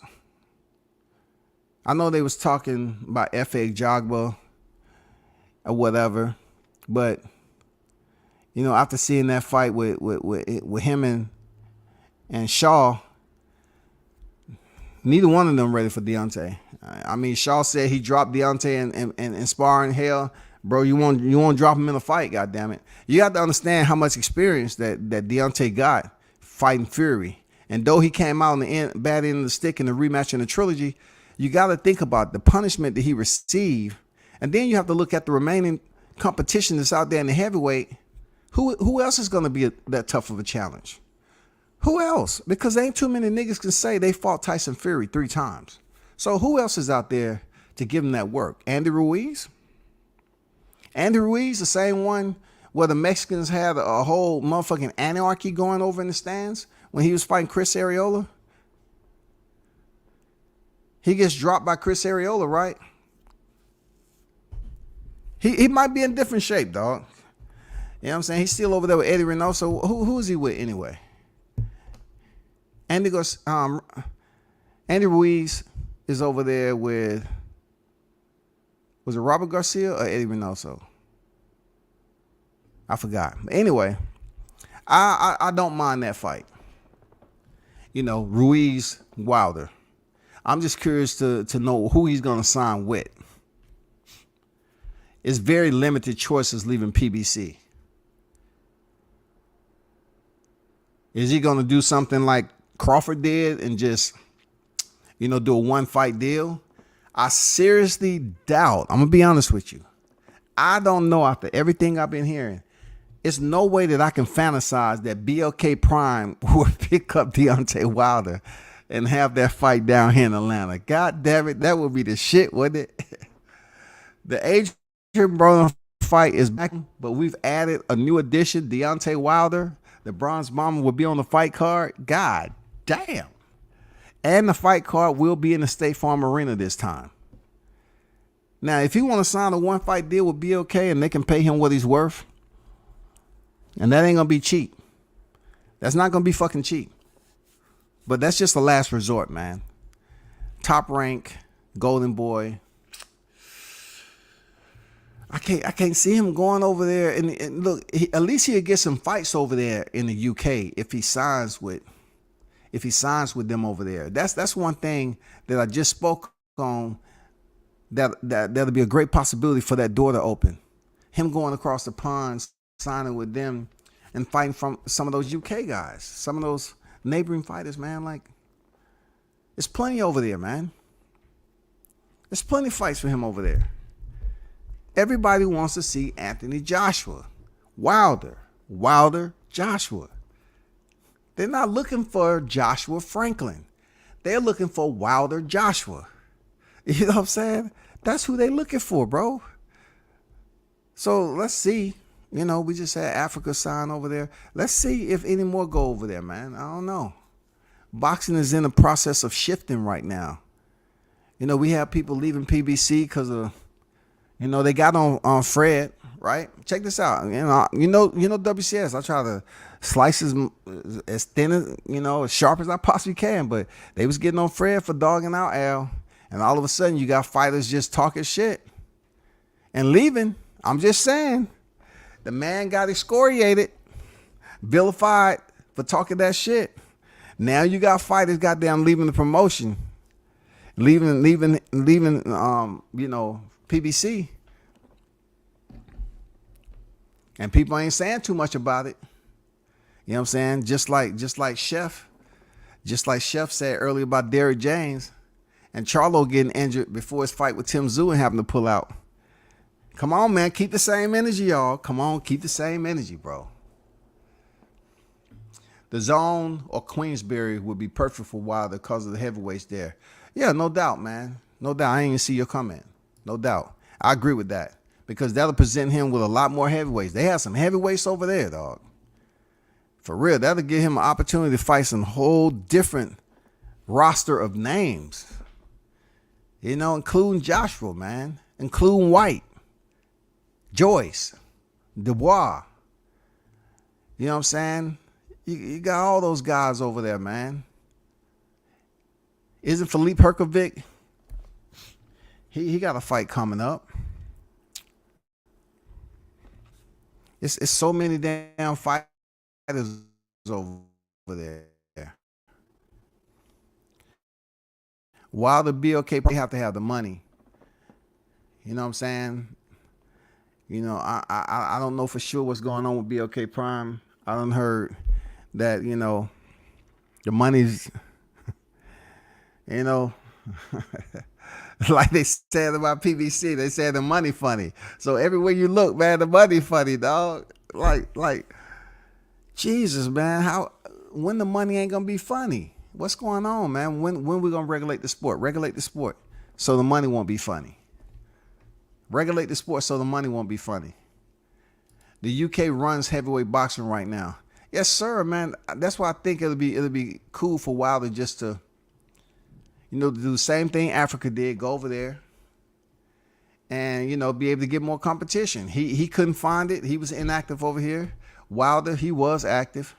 But it comes to a point right now where I guess with him, it's a money issue. You know what I'm saying? Finances is everything now when you're putting your body on the line. So therefore, him going over there to across the pond, yes, sir. Why not? You know what I'm saying? The Zones of Queensberry. Hey, why not, man? That may be the next stop for Wilder. That may be the next stop for him. Joe Joyce and Andy Ruiz is who I want to see. AJ's team is scared of Wilder. I believe AJ wants to fight. That would be major. Salute and blessings to the chat. No doubt, Samad. We want to see that. We want to see Wilder against some fighters over the UK. Real talk. Like Reggie said, that's where all the heavyweights that we want to see. Like the connection is now and here. Like for Wilder to switch it up a little bit and fight some of those guys over there, great. Awesome. It's time. Awesome. That'd be a great move. That'd be a good look, a different look. You know what I'm saying? Plus, the money.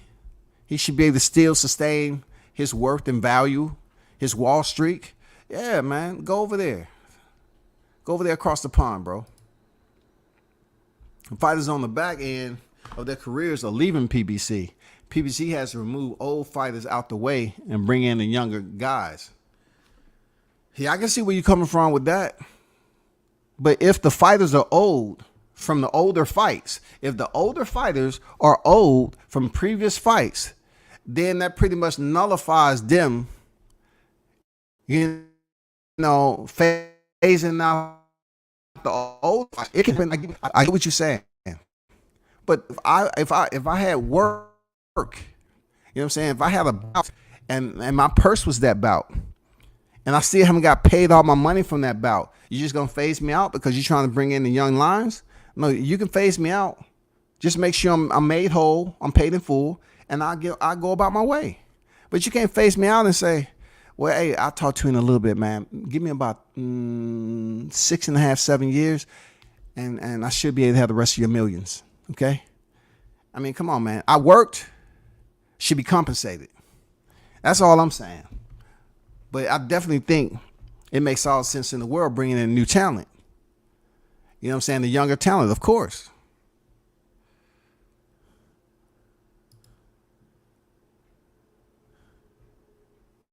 I still feel Wilder versus Sanchez on BOK, then Ruiz, then AJ co-promotion the zone. Them fights gonna have to get paid. You want to talk about Wilder Sanchez on BOK Prime, man? Sanchez ain't no low end B side, man. Sanchez, he's gonna be asking for some money.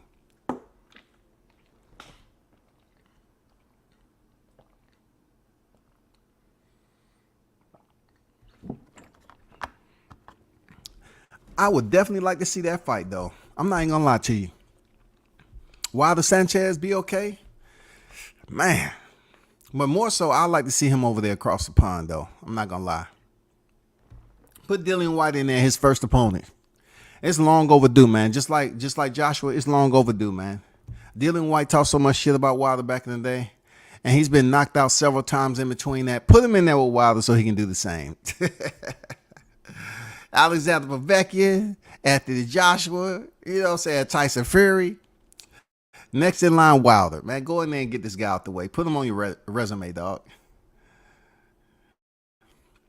Shout out to Captain Chaos, the Wild Dog on deck. What's good, Chaos? In the building. Shout out to Juice Lee on deck. Said salute. I see you. Yeah, man. We gotta really see what they're gonna do with Wilder, man. He served, he paid his dues. You know what I'm saying? It ain't no ifs, ands, or buts about it. He should be able to go where he chooses to and get paid accordingly. If he does have money issues coming out of PBC, I hope that's resolved. You know what I'm saying? I really hope that is resolved because, for a long time, people wasn't listening to the shit that was going on. They didn't think it was true. Adrian was up here talking about, oh, man, it's bad over there. They're going to fight on Twitter. Nobody want to take Adrian serious. They want to talk about how he's being sabotaged for Al. But now, Deontay comes out and he said, on time, did he get his money yet? That's all I'm saying. Did he get his money? Did he get his money, though? That's all I want to know. Has the man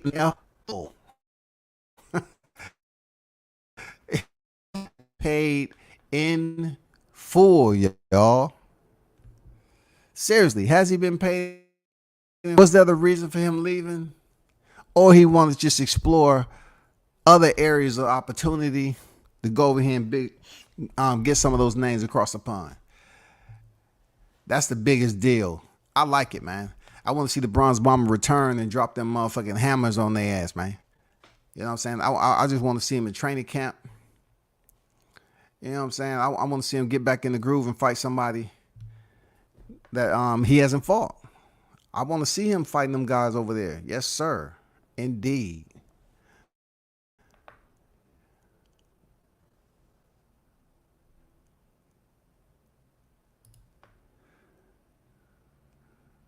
Hold on for a second. But y'all hit that like button for me. I appreciate you. Hit that like button for me.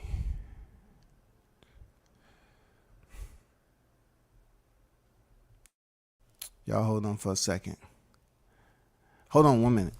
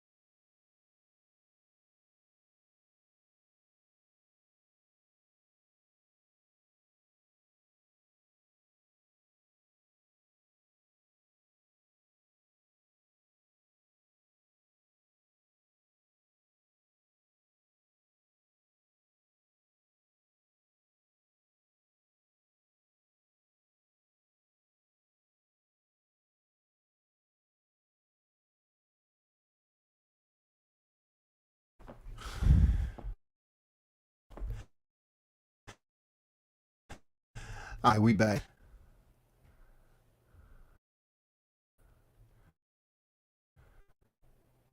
So, if I didn't mention, man, I'm absolutely elated that he's a free agent because it allows him at this point in his career, being he is an older fighter now, and he has a history of fighting one of the other top heavyweights in the sport. It allowed him to venture out, you know what I'm saying, to new things, new opponents, new faces, new audience. You know what I'm saying? New audience. I would definitely like to see that happen. You have Joshua over here fighting Jermaine Franklin. Hey, come on, man. You fight that brother and not the other? Come on, man. You fight that brother only because he fought an opponent that's been calling out Wilder for the longest of time. A lot of people thought he lost, right? A lot of people thought Dillian White lost. So you fight Jermaine Franklin because you think you beat him, that he beat him. Come on, man. Shout out to Jermaine Franklin, man. I'm glad he get an opportunity, but Joshua, you've been around this long enough. You got 2 fights with Usyk, bro. You could have very well selected Wilder, being he had already knocked out Helenius. That fight could have happened. Seriously. That fight could have motherfucking happened, dog.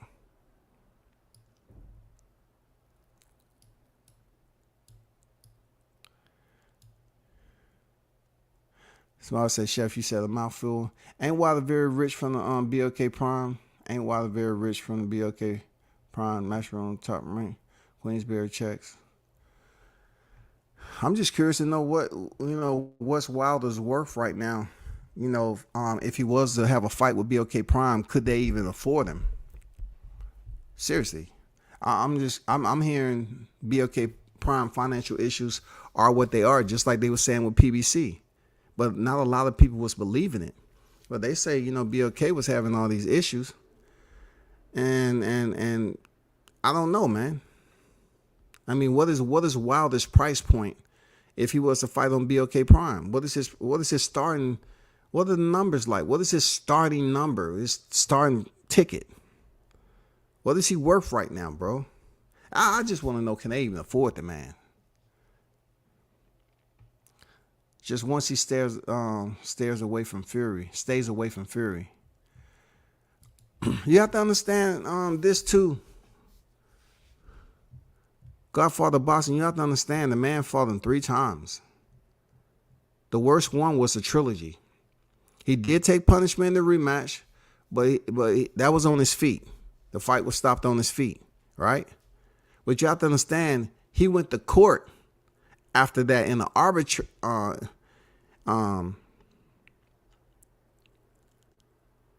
what's the name I'm looking for? In an arbitration to fight the man a 3rd time. That's after taking punishment in the rematch. So he goes through arbitration because Eddie Hearn was up here trying to schedule a Tyson Fury Anthony Joshua undisputed. That what kind of freaking destroyed Joshua right there. Like that was his biggest bag he was gonna get, bro. That was gonna be the end all be all. That was gonna be the grand finale for Anthony Joshua. And he went to court to put a halt on that shit because contractually he wanted to go in there and fight Tyson Fury again. Now, not to forget, he dropped Fury several times in that fight too, just like he was dropped. I keep on telling people, man. They always talk about Deontay Wilder and how he looks and how skinny he is. You're talking about a guy with a frame like that dropping Tyson Fury. I've seen both of these guys in person, bro. Tyson Fury and Deontay Wilder. Tyson Fury is a big motherfucker, dog. I seen him the same, up close and personal, both of them. For somebody to have that type of physique to land a punch on Fury, that big motherfucker who's been in there with some of the best, man, please, that's the only experience you can get if you was right there in front of him. Tyson Fury is huge, bro.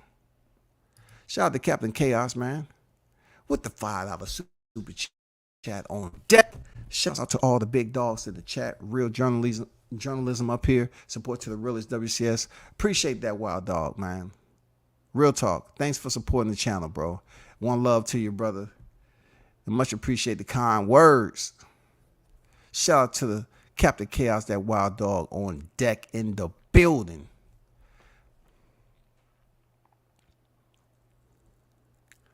I just don't see Joshua fighting Wilder out of fear of Wilder. I would definitely like to, they can make that fight. Both of them don't have titles now. You know what I'm saying? But I still think if it's in the right place, right time, man, that fight can do solid viewership, man. Like, come on, that's a pay-per-view fight, first of all. It's a pay-per-view fight. And Anthony Joshua at this point in time, he only has 3 losses on his record. Deontay Wilder has 2 losses. And that 2 losses from Tyson Fury, the same person. And then I can caveat to that of Joshua. Joshua has 2 losses to Usyk. Not to mention Ruiz, but they both have two losses to the same fighter, which doesn't, in the eyes of the fans, it don't make them look too bad at all, because they lost, in rematches. So if they was to be in the right place at the right time, the venue and all that, man, people will definitely want to see Joshua Wilder. But Joshua don't have the heart, man. Joshua don't have the heart, bro. We know that already. Joshua don't have the heart. Seriously. W says the wife and I are moving down to Atlanta. Swanee. Yeah, you moving to Georgia, homie. Yeah, that ain't Atlanta. Swanee ain't Atlanta, goddammit. But I feel you, bro. I'm moving down to Atlanta area, Swanee. Let me know where those good amateur boxing gyms are. I like to look at the Golden Gloves, young fighters. Let me know. Okay, I have to. It's several sub gym. I wouldn't call them sub gyms, regional gyms down here. Yeah, they have tournaments down here. You know what I'm saying? It depends on what promoter's putting them on. Some promoters, in my opinion, I'm gonna be honest with you, Samad, I don't like seeing them young kids, them young warriors get robbed like that. Just because, you know, you have individuals putting on the amateur tournament, but I don't know what their mentality is sometimes. But yeah, man, not all of them like that, but I hate to see them young warriors putting in all that work and then they're trying to split up the motherfucking titles or they trying to show favoritism. I don't know. But it must be tough. You know what I'm saying? Because, you know, in the amateurs and shit, they just keep throwing the punches. They wilding. I'm saying they going hand over hand in hand, you know. And then you got the champions, of course, is more fundamentally sound. But a lot of these amateur fighters, they scrap it out. And for them to go in there and freaking get screwed over, you know, that don't sit right with me. But no problem, man. I'll be down here for sure. Jamal Neasy with the $5 super chat in the building, man. We aerosexuals don't take too kindly to facts or receipts. You watch out now. Round here parts, we EJ supporters are tough sometimes. We aerosexuals don't take too kindly to facts or receipts. You watch out now. Round here parts, we EJ supporters are tough sometimes. Hey, you know how it goes with that. Did anybody even find out? You know what I'm saying? Maybe, you know, EJ can be on Wilder's undercard. You know what I'm saying? Maybe he can be on Wilder's undercard. You know, as a combat fight, as a return fight. You know what I'm saying? We're going to get Wilder Sanchez. I'll love it. If we get any fighter from over across the pond, you know what I'm saying? I'll like that. Somebody that's competitive, of course. I wouldn't want to see him face Andy Kanaki or even Philippe Herkovic. I wouldn't want to see Wilder fight him. I think he still has some work to do. Let me take a little gander right quick. Hold on for a second. Let me take a gander.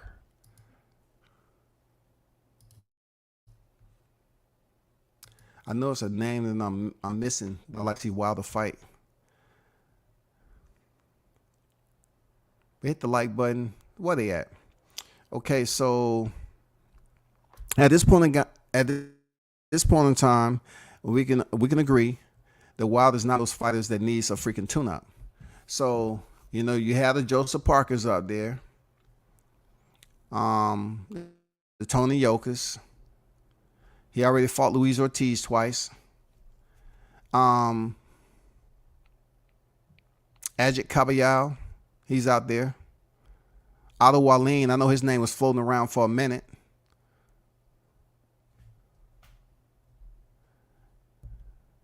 Yeah, it's not too much. You know, the WBO, you know, it is what it is over there. You got Philippe Herkovic, Otto Wallin, Frank Sanchez, Andy Ruiz. Pretty much the names is already been mentioned. You got Makhmudov. I think Wilder, at this point, he can selectively pick a fighter that's going to do him justice, man. You know what I'm saying? He's ranked 3 in the WBA, number 3, 4 in the IBF, number 6 in the WBO. You know what I'm saying? And of course, he's number 1 in the WBC, of course. But a lot of people, like they say, they don't want to see him fight Tyson Fury for a 4th fight. I would rather him get a couple other fights with some bigger names and get some paychecks if him and Tyson Fury was to come back around, because Tyson, he still holds the WBC title. He ain't lost it since he beat Deontay Wilder. You know what I'm saying? February 20th, 2020. You know what I'm saying? So since we don't know what the fuck is going on with the WB all the way to the WBO when it comes to Tyson Fury, it's hard to say, man. Joe Joyce is out there. That's who I really want to see fight, because he's older too. Joe Joyce is a much older fighter that's been fast track. So I would definitely like to see Wilder fight him, but he's all the way over in the WBO. Don't matter. You know what I'm saying? It don't matter. Deontay's ranked number 6 over there anyway. But appreciate it, Jamal Neezy, for the $5 super chat, my brother. Somebody say I'm out. Each and every one of y'all. Amazing day. Salute to you, brother. Thank you. Thank you for pulling up. But that's where I'm at with that. You know what I'm saying? Lucas Brown, no. Jarrell Miller is out there. Don't want to see that. I'm sticking with the Tony Parkers. The Joseph Parkers, rather. The Alo Waleens. Frank Sanchez. Dillian White.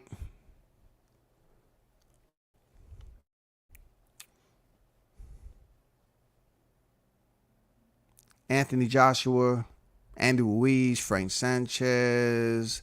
Bacoli. Some people might bring up Daniel Dubois, but I don't know. It's just something about Dubois, man. I don't know. Like he got the title off Trevor Bryan. And he's the WBA regular title. I don't think he's ready. I ain't gonna lie to you. I think he steps in there with Wilder, bro. He gets destroyed. We already saw what happened with Joe Joyce. Touched him up the way he did, strictly off a jab. Shit. He's the WBA regular, but I don't think he's ready for Usyk either. I don't think he's ready for Usyk. But let's see what the Bronze Bomber got on. Deontay, if you're out there, definitely. Man, we're looking forward to seeing you return to the ring with under a different promotion and a different name across the ring from you. Want to see them bombs, motherfucker, ignite somebody else's, chin strap once again. And EMT is on the scene for a reason. They have a stretcher, and they over there waiting. You know what I'm saying? So that's taken care of already. The fight can't start unless EMT on deck. You know what I'm saying? So we got that covered. We got that liaison, admin logistics taken care of. EMT is always on deck. So let's pick a top 10 opponent. You know what I'm saying? Top 10 to top 5. You know what I'm saying? And see how that goes. Yeah, the boy ain't been looking ready, man. He ain't ready, man. I don't think his chin ready. Dubois, in my opinion, is another Anthony Joshua. Just without the push. You know what I'm saying? He finally beat a fighter in Bryant to pick up the WBA regular. But I don't think, outside of that, I don't think he's ready for no Deontay Wilder, dog. I think he get blasted out. Seriously. I think he get blasted out in a bad way. But, man, hey, it's been a pleasure, man. Thank everybody who pulled up, man, with the super chat supporting the channel. Go check out the content as always. Like I said before, if I get an interview, I get an interview, man. Well, that's not really my thing. You know what I'm saying? I like doing interviews, but I love going on site to the fights.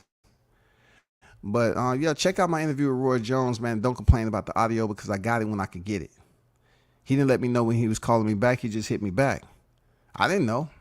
I didn't hear anything. So just like Brandon McClain said, he said Roy sound the same on the audio he do it person.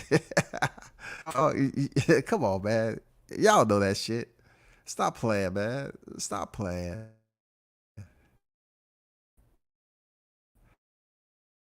But hold it down, man. Man.